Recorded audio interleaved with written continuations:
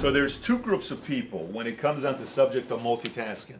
And you'll know which one you are. There's the part that says, I'm a great multitasker. You ever heard people say, I am very good at multitasking. I can do a lot of different things at the same time. And I'm effective. And then there's another side that says, there's no way in the world you can multitask. I do one thing, but I do one thing very, very good.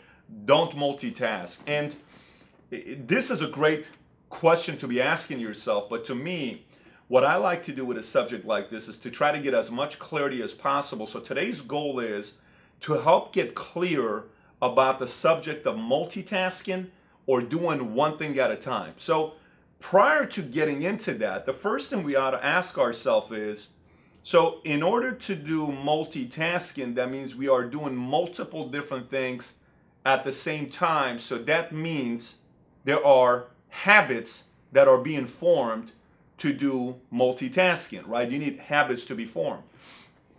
And one of the best things I read about in this book called The Power of Habit is scientists have done studies to find out why the brain likes to create habits. And the answer to me was unbelievable. I shared on a conference call this morning. It totally made me look at habit in a completely different way.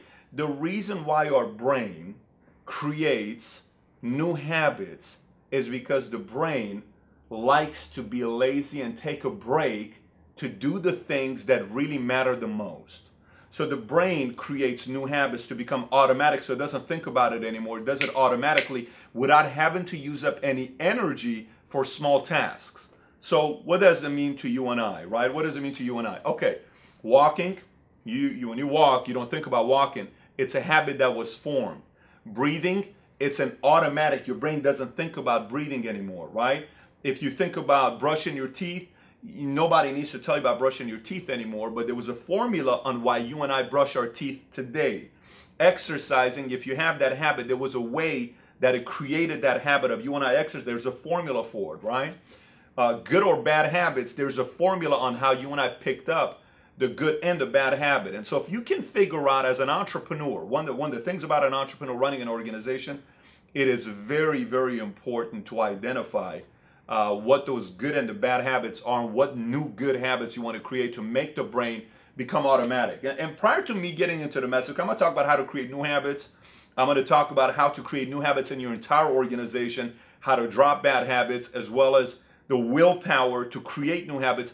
I want to give you an example about multitasking and doing one thing at a time. So Mario, why don't you come on up here? Let me show everybody here on what we're doing here. I'm going to explain multitasking and doing one task at a time with the analogy of basketball. And say I'm the point guard and I have the ball and Mario's a defender and I'm playing a full court game with four other teammates, and how many different activities I have to be thinking about. So watch this. I have the ball, Mario's the defender. Look at the activity. 1, I have to bring the ball back. 2, I step forward here. 3, I have to look at his foot to see if I go left. 4, I have to watch out for the push-off he's putting me here, right? 5, I have to look for my player that's coming for a screen. And if I go left, he's going to come defend me. He's going to lead, right? Yeah, I have to look at my coach that's signaling me, telling me what play to run. The fan that's saying bad things to me and cursing me out. My shooter over there that's open. The guy that's cut, I have to pay attention to so many different things. As a point guard, I'm multitasking. So I come here, Mario could go for my knees, he could do a Delavadova, if you know what I'm talking about. Then I go for the shot. When I go for the shot, I can shoot the shot, but he's still going to try to block it, right? So this is an example of playing the game and having to multitask in order to compete at this level. If I don't know how to multitask, I am not ever going to be in the NBA because I need to learn how to multitask. Now, watch the difference. This is an individual task. So if I shoot that field goal, the chances of me making it is relatively 45 to 50%, okay? 40 to 50% depending on my skill level. But free throw shooter, I'm only doing one task at a time. Watch. When I say one task, I dribble the ball, maybe that's one activity, bend my knees, bring my hands up, elbow, aims, wrist, look at the back of the rim, ball goes in, 80% chance, free throw, 45% field goal. So the efficiency on free throw will always be higher than a multitasker shooting, but to make it at the highest levels and compete at the highest level. You got to learn how to multitask, where the footwork, the screen, the eyes, everything becomes automatic because your brain's no longer thinking about it because you've already created that habit. And you need to work to be efficient with that one task in hand, because if you want to make it at the highest level as an entrepreneur, you got to be both good at multitasking and being efficient at one effective activity. So now the question becomes, how do I create a new habit? We're going to talk about that next. So if that's the example of multitasking and doing one task at a time, the player versus the free throw shooter, you got to know when you're running a business and you're having a complaint and you have somebody that's doing this and somebody that's doing that, and you have your family calling you, kids are this, you got to drop this person off, you got to have commitment here, payment, car payment, insurance. We are doing so many different tasks. That's the extreme. How do you manage being that so you don't have an explosion taking place? And then the other side, you also need to be extremely quiet at times and get away and turn off the music, turn off the phones, and be silent and ask the question when there's no movement, nothing else to worry about, no phones, no music, no nothing. There's nothing else going on. We think better, right? We think better. But if you only try to create this as a lifestyle and only keeping everything quiet, the real world of running an entrepreneur and running a business and all the millions of things that could take place, you're going to be overwhelmed here. You got to learn how to react here. This is why players, mentally and emotionally, you got to be prepared when they played in the big leagues and everybody's watching. It's a lot more movement. You got to know how to handle that. And it always goes back to being mentally, emotionally strong when those moments come. And it typically goes back to the habits that you put into your mind that's become automatic. So now the question becomes, okay, so how do we create new habits? The formula is actually very simple on how to create new habits for your business, for life, or whatever it may be. But right now, for the example we're using is say business. So go back to when we were kids. So think about it. Some things that you do on a daily basis that we don't think about anymore. When you brush your teeth, is there somebody that tells you to brush your teeth? And if you brush your teeth, you're going to be given a gift or anything like that? Not at all. But there's a formula that our parents used on us to brush our teeth that we've been using for 20, 30, 40, 50, 60 years, and we don't even know about it, right? We have all these great habits that we have in our lives that was taught many years ago, good and bad sometimes, and we don't even know about it, but it was programming many, many years ago. I'll give you an example. So let's use brushing your teeth as an example. What is the formula to create a new habit? First is the cue. You got to have a cue for your new habit. Step number 2 is the actual habit, the routine. And step number 3 is the reward. So cue, habit, reward. I want my son, my 18-month-old son, to learn how to brush his teeth. Okay, cue. When we go take a bath together, son, he knows the next step is brushing your teeth, the routine. Cue is taking a bath. Cue could be we're going upstairs. Cue could be it's time to go take a bath. Okay, that's the cue. Routine, we brush his teeth. The reward, he gets to watch one episode of Thomas and Friends, hypothetically.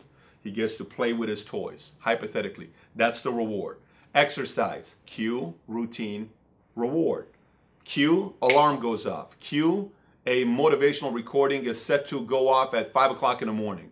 Whatever recording you listen to, Tony Robbins, a motivational video on YouTube, it just gets you fired up. Your affirmations, that's your cue.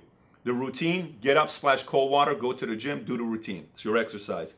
The reward, I come home, I watch an episode of whatever, you want to watch an episode of a show you follow, or Mad Men or House of Cards or whatever it is at 6:30 in the morning, or you're going to make yourself a blueberry yogurt, whatever you make. You're going to have Nutella, I don't know, for your cheat in the morning to have your carbs. And then that's your cue, your actual routine, and your reward. That's the programming on how to create habits. This works in for you to create new habits for yourself, for your staff, for your agents, for your employees, for your kids, for your family. It's the formula that works effectively on how to create new habits. Now, with that being said, let's talk about bad habits. So what's the good news and the bad news about bad habits? So a lot of times we think a bad habit can be dropped permanently. It's always going to be good, right? Okay, hey, honey, we're going to get married and none of my bad habits are ever going to show up. Great. That sounds very, very good in a perfect world. Unfortunately, we're not living in a perfect world. And so bad habits are almost like a bankruptcy you had 9.5 years ago. It's going to show up when you apply for an executive job, right? You've been good for 9.5 years, but it's still going to show up. A bad habit is like 3 late fees you had on a car payment 6 years ago. That you've been good for 6 years, but it's still going to show up on your credit score. A bad habit could be, a bad habit could be something you did many, many years ago that is still in the back of your mind and you have to fight it off, right? So bad habits are never destroyed. Bad habits, to be able to fight it off, it just gets easier and easier and easier if you've created new habits to replace bad habits. But a bad habit is not like Control Alt Delete, boom, I'm going to put it in the trash, it's gone, it's never, I don't even know about it, it's gone. No, we don't have those. What was that movie with Tommy Lee Jones and Will Smith? They would, what was it, that thing that they put in your face and then you forget about what happened? What was that machine that they were using? You know what I'm talking about though, right? So they would do that and boom, it's gone. That doesn't exist. Bad habit stays, right? You can't get rid of it. So you can't get rid of it from your mind, but you can replace it and reprogram it with new habits. So this exercise helps with replacing that new habit in your mind that we just talked about right now. Now let's talk about organization, because a lot of times, if you look at the organization, okay, when somebody asks and says, hey, come and look at my office and see how I'm doing, or come and look at my business and assess my business and see how I'm doing, and find out what we're doing over here in our organization, in our office, whatever. The best way I like to do it is, I don't want to talk to them, because we all know how to give the right answers, right? You're going to talk to somebody and they give you the right answers and they say, hypothetically, that we're supposed to do this and we work this and we do this and we do that. Sounds great, because we know the right answers. The right answers is what? How many times do you exercise? Oh, I try to exercise 5 days a week. What's your diet like? I try to stay away from sugars. I try to stay away from fat. We know all the right answers. Now, what we know and answer and what we do are completely different. So the best way to gauge an organization is to talk to the people in that organization. So when I go and talk to a group and I see the bad habits that the group has, if it's 10, 15, 20 people that have that bad habit, it comes from the top, okay? So if the bad habit is that none of them like to go out there and sell and get on the phones, well, that fear from the phones comes from the top. If I assess an organization and none of them like to go out there and sell on the field, it comes from the top, right? If you look at the organization and none of them work that hard, it comes from the top. If they're very effective, it comes from the top. If they're very respectful, it comes from the top. If they're sloppy, it comes from the top. No matter what it is, generally, the good and the bad habits are coming from the top down. So when a leader at the top decides to create new habits in an organization, to tell you the results of that are positively, compoundingly incredible, I can't even describe it to you. We in our organization, we decided to make reading books an absolute obsession, to make that a habit. And to tell you the consequences that's brought to our organization, I can't even put a word to it. I can't put a number to it. It's infinitely grown with the level of thinking, because it's a new habit. And there's many new habits that we constantly work on adding to the organization. So how do you create new habits in your organization? Well, first, you got to make a list, and this is not a perfect exercise. This is a real honest exercise. What are the good habits of your office, your business, your organization? What are the bad habits? And where do they learn the bad habits from? Okay? And where do they learn the good habits from? That's a good exercise, because you realize many of the good habits will come to you, and then some of the good habits are leaders on your organization, your company, that have their own identities because they're better than you in that area. It's good, because that's a good habit that can rub off on other people and learn if you can allow that person to share those good habits with everybody else. But the bad habits are areas that you'll see a lot of it will come to you, and you got to be able to identify that. So good habits, bad habits. All right.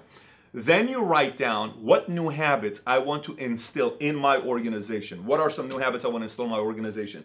I want to instill reading books. Great. I want to instill hard work. Great. I want to instill people staying late without even being asked to do it, because they want to do it because they're in love with the company and they're in love with the cause. Great. I want to have their teamwork in my environment. Great. I want people to be thinking bigger. I want to create a habit of, competing. I want to create a habit of, going out there and listening to CDs. I want to create a habit of people no longer listening to the radio in the car. I want to create a habit of not drinking coffee or drinking coffee, whatever it may be, the habit you want to create. I want to create the habit of our leaders exercising a lot more, because if they exercise, they're sharper. If they're sharper, they feel better about themselves. They do better business. What can I do to get that habit of exercising in that organization? That comes from you. Okay, formula. Let's go to it. 1, how do you create good new habits in your organization? 1, figure out which small habits, which habits lead to small wins, okay? So what habit can I instill that leads to a small win, a small victory for that individual? So it's not putting something very big together. It's putting something very small together. Here's the victory for you. If you can do this, you have this victory. Okay, so once you link a habit to a small victory, it's not a very difficult task to do that everybody can slowly but surely do. The next thing you know, you're seeing growth and a new good habit being instilled for that month. Now, you got to stay on it, because if you don't stay on it, nothing happens. So step number 2 is you actually staying on it. Not doing it one time and you think it's going to change everything. No. If you do it one time, it's not real. People think you just got excited about something, you're trying something new, and you got off of it. It's continuously staying on that message. 1 month, 2 months, 3 months. I always say it takes 90 to 180 days to create a new culture or a new habit in an organization. It doesn't happen overnight. Okay. Then those small wins that they have themselves create a relatively minimal reward, but lead to a chain reaction of much larger rewards. So I have a small victory. I start thinking I can have a bigger victory. Now I'm stretching myself for something else. Now, organization sees, most of the people, by the way, you come out with a new initiative for your organization, know this, 80% are not going to do it because they don't take you seriously. But the 20% that do, and they notice the 20% getting results. Remember, not everybody's a leader. Most people follow and they wait for somebody else doing it until they say, I'm going to try it again. I'm going to try it myself as well because it's working so good for Bobby. Bobby did so good, and Bobby, has grown his business. Last month he made $58,000. Great. He's grown his office so well. He's doing so great with his business. So I'm going to take up that new habit as well, and I'll try it. But don't expect everybody to do right off the bat. Generally, a new habit being instilled, this is what it looks like. It goes like this, and it goes like this. Everybody's excited at first to trying it out. Then they notice there is no instant results within 2 weeks, 4 weeks, 6 weeks. So they drop doing it because they don't believe it works. But enough people will stick with it. So those people that drop off, these guys have a lead on them in a major way. Then when they notice that they're separating, they don't like that. So they now have to catch up. And some of these guys will make this a permanent habit that they will not even stop doing it. So then you have a separation because this guy took it seriously and this guy didn't, right? This happens in every organization. Now, if the guy at the top that took the new habit, he falls off, the habit drops, this guy passes him up. The challenge is to create a new habit and stay on that habit for as long as possible. That becomes automatic. You're no longer thinking about doing it. Reading a book is a prompt, boom. Music in the morning, 10 minutes, boom. I'm going to the gym. Cue, routine, reward. Cue, routine, reward, and it's automatic. It's automatic, like that basketball player. Automatic. Defense, shot clock, screen, shooter, elbow, block, foul. All that stuff is going automatic. You're not thinking about it no more. In that moment, you know how to multitask. And the last but not least, cultivating positive habits can completely transform an organization. If you do it and if you stay on it, that can completely change an entire organization. In order to do that, in order to stay on a habit, there is one last thing in order to stay on a habit. The one last thing to stay on a habit is, we hear it all the time. We hear it in sports all the time. He willed them into victory. The last one to create a new habit is willpower. And willpower is something that it comes from you, the leader. It comes from the individual that wants to create a new habit. It comes from you, the entrepreneur, that wants to create a new habit, a new culture. In your organization, it takes discipline. And the great thing about willpower, again, scientists have done a study. A lot of time people used to say, willpower is a characteristic and it's part of a human being in the way they are. Actually, it's not. Willpower, I was a very, very lazy kid when I was younger. I was not the hardest working kid when I was 14 years old. I had a lot of bad habits. You couldn't say that I had willpower. You couldn't get me to do homework. You couldn't get me to finish a chapter of a book, let alone read an entire book. So nobody would have said I had strong willpower. No. As I joined the Army and I got and became an entrepreneur and wanted to win big as an entrepreneur, that willpower was a muscle that I developed. Just like bodybuilding, I was 6'1", 135 at 14 years old. I had to develop muscles. Willpower is also a muscle to develop that you as a leader can develop. And then from there, you start developing within your teammates. But this is the challenge with willpower. So let me explain something about willpower. You ever catch yourself doing a lot of things throughout the day and it's nonsense things that you're doing? Let me clean out my desk. Great. Let me, check my Facebook. Let me check the email here. Let me send this thing over here. Or let me send that thing over there. All the tedious things that you're doing, guess what? all of that takes away from your willpower, because every day we have a dosage of willpower. And if you allow nonsense activity to use up your willpower, then you barely have any willpower to use when you need it for bigger things.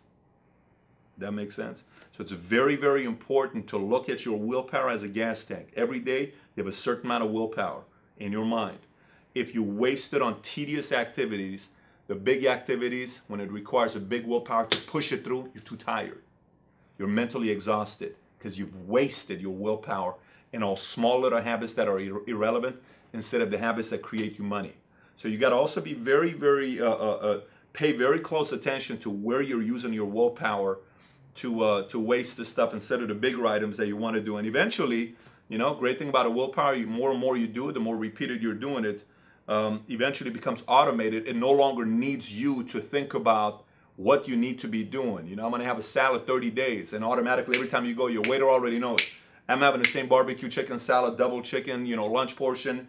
Bring it over here. I'll have an iced tea, or I'll have a water, ice, lemon on the side, and this, and you're used to ordering the, Da Vinci pasta or the chicken piccata with the extra sauce on the side, and it sounds good when you hear it, right? At a Cheesecake Factory, or you're gonna go get that garlic chicken noodles with shrimp and the sauce on the side. Well, when you go to the salad once, twice, 3 times, 4, 15, 20, 30 days, 40 days, your willpower can handle it, smells everything else, it's over it, and you stay on it, it becomes a discipline. Now it's automatic. You don't even think about it anymore. Then all of a sudden, a month later, 2 months later, 3 months later, you start touching your abs, you start feeling your shoulders, your legs, and man, I'm getting in shape. Man, I'm more efficient at work. I feel good the way I'm with my family. I have a lot more energy to wake up. I love reading books now. I feel like I can do so much more. I feel like I'm that athlete, that point guard. I'm getting better at multitasking, because your energy also helps you have stronger willpower to get new habits and stay consistent on your habits, as long as you're constantly rewarding yourself. Many times people want to create new habits, but they don't want to reward themselves. Your brain's got to know that I get something good by doing something. I'm willing to do something as long as you give me a reward at the end.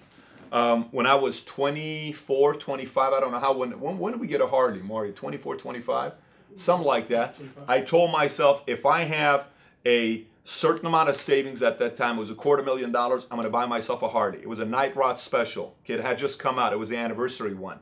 And I went out there. I'd never ridden a Harley before. I don't even know how to ride a Harley. I'd never in my life ridden a motorcycle before.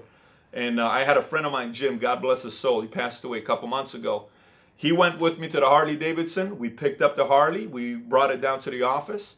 And that night is when I learned how to ride a motorcycle. But it was my brain knowing that if you create new habits and new routines and this constant cue, there is a reward at the end.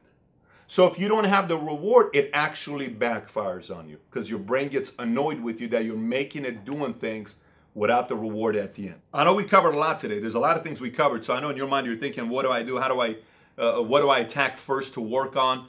But I want to tell you this, it's so many people want to build a big business. So many people want to be successful. So many people want to build a big empire that they're proud of.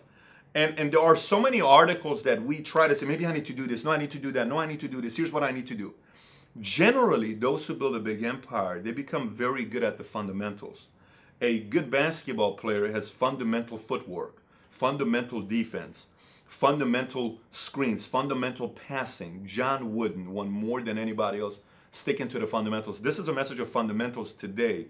And if you can learn how to improve your own fundamentals and become a better teacher of fundamentals, it's going to help you out tremendously in your business out. So here's a few things I want to encourage you to do. One, watch the video one more time. I know I covered a lot, but watch the video one more time and take out a paper and pen and actually take notes on areas that we covered. Pause it, write it down, pause it, write it down, and prepare not only for yourself, but also teaching it to your team, your organization, the teammates that you work with.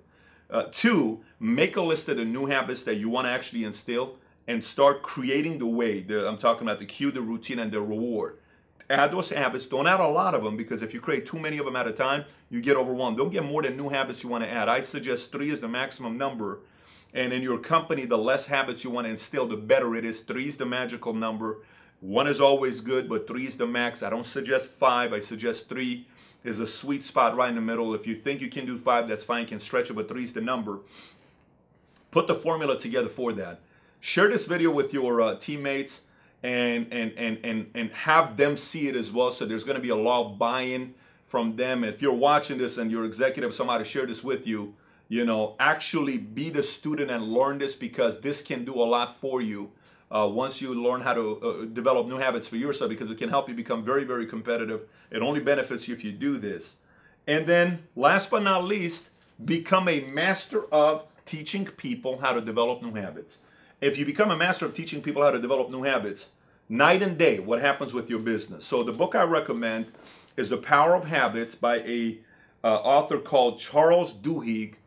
Power of Habit. Go buy the book. The link is in the description as well. It's a phenomenal book. There's a lot of good books to read on this subject. This is by far the best book I've read on habits. And I know a lot of people ask, what other books would you recommend? First, read this book, then I'll recommend some other ones once you finish it.